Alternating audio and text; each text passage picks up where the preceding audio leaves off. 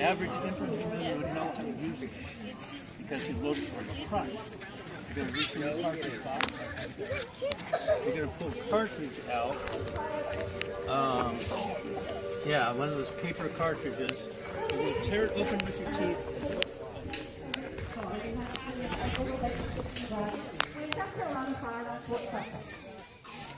But if you know anything about it, the politics goes way back years and years and years, and I'm not going to get into that argument with you. But so that's what we're going to say. How's it going? Good, good. Love your little shop here. Are they starting the event again? Oh. Battle of the Civil War was actually fought in May of 1865 in Texas. Can I say that? Texas? And you said, but Mrs. Doody, I thought the war was over in April. It was. But they didn't have the railroads or the telegraphs yet, and so they didn't get news of the war being over in Texas until almost a month later. It was a Confederate victory, just in case you wanted to know. There's a little place called Palmetto Ranch, Texas, a little southeast, kind of down Houston area. So I need you guys to get settled and kind of off the road a little bit. I don't want to get in trouble, you know. Good job. Thank you. So the war between the states, whenever, at the beginning, they called up, Mr. Lincoln called up about 75,000 volunteers because they thought it's going to be a quick battle, one little battle, it'll be over, and we'll be done. Of course, we know it ended up lasting about 4 years, from April to April. And we lost somewhere between, and they can't give us accurate numbers, between 600,000 and 1 million men. We're not sure. Records have been lost. And then there's the case that we can't tell how many people died from diseases or injuries or drug addictions after the war was over. So they're not really sure on how many people died. But let me see if I can get you to wrap your head around this.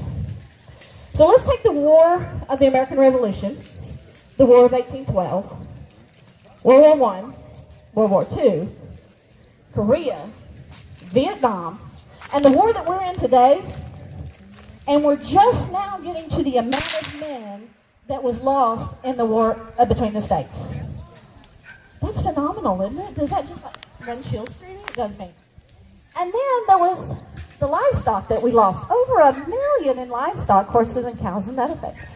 And it raged ravage on just where they were fought. There were forests that were completely wiped out. Trees, land, there was big craters in the land. The birds were gone, the insects were gone. Disease was rampant. Speaking of which, the war between the states had many firsts. One of the first things that the war between the states created was an income tax. Yay?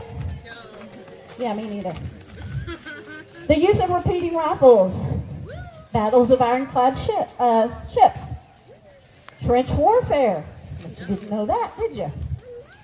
So whenever they started the war between the states, the South, of course, was mostly agriculture. We didn't have the industry that the North had. The North was really lucky with all of their factories and everything, but the South didn't have that. The South had cotton, right? We have a bunch of cotton, but we needed weapons and ammunition. So this is what we did. We talked to the Queen of England and said, look, we could really use your help. We'll sell you our cotton if you'll sell us some ammunition and artillery pieces. And she said, well, I'll send an observer there, and we'll see what's going on in the United States. And this is Colonel Fremantle, our observer. And he's here today to tell you a little bit about what England had to do with the war between the states here.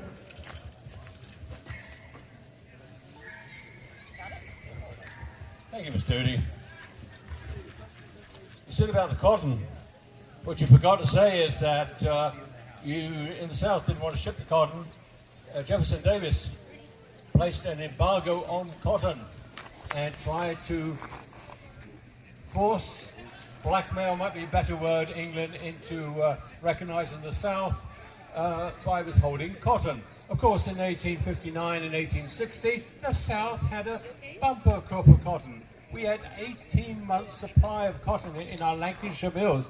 We didn't know what to do with the cotton. We had cotton coming out of our ears. We didn't want any more cotton. So I'm sorry, the King Cotton campaign failed miserably. But yes, we did ship weapons to the South because, as Miss Doody said, on April the 12th, 1861, they fired on Fort Sumter. That was the Confederates that did that.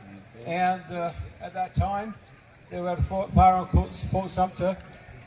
They had at the most 160,000 very, very old, antiquated things called weapons. That was it. The only chance of making more weapons was a small Tredegar Iron Foundry in Richmond, and that was the limit. During the American Civil War, they shipped 400,000 weapons, rifles from England. That was a third of the requirement.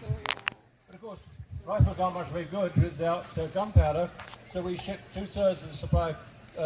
Gunpowder came in the form of saltpeter, 2,250,000 pounds of saltpeter we shipped from England. And of course, you still need lead to come out of the gun, you still need to kill people. You can't back them over the head with a rifle, you need to have gunpowder, you need to have bullets. So we shipped 3 million pounds of lead. A third of the supply came from England. So England was very, very important in supplying the South with weapons and uniforms, food, many, many things to prosecute the war. Well, one other thing, Ms. Doody and you might mention this. I was at the Battle of Gettysburg in 1863, a 3-day battle. You knew, you didn't tell me, these wonderful people. And I was there, and I even wrote my book called 3 Months of the Southern States. It's a marvelous book, good reading.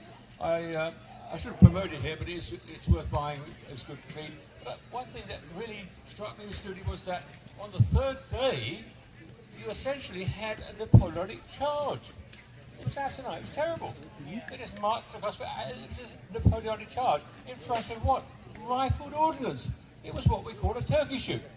So, of course, one of the big things about being an officer in the Coldstream Guards is I'm going to go back and tell our army, don't do the same thing. Don't use Napoleonic tactics in front of rifled ordnance. Things are changing. Weapons are changing. We need to adapt our army. So it's a great opportunity to be here today and enjoy the battle. I'll pass you back to that wonderful Southern Belle, Miss Doody. Thank you, Miss Doody. Thank you, Colonel Fremantle. He mentioned the rifled ordnance. Does anybody know what that is?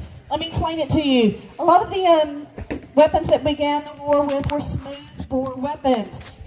Let me tell you, what happens is the inside of the barrel is completely smooth. So as the projectile comes out of the barrel, it may rattle around a little bit, and it may go straight, and it may not.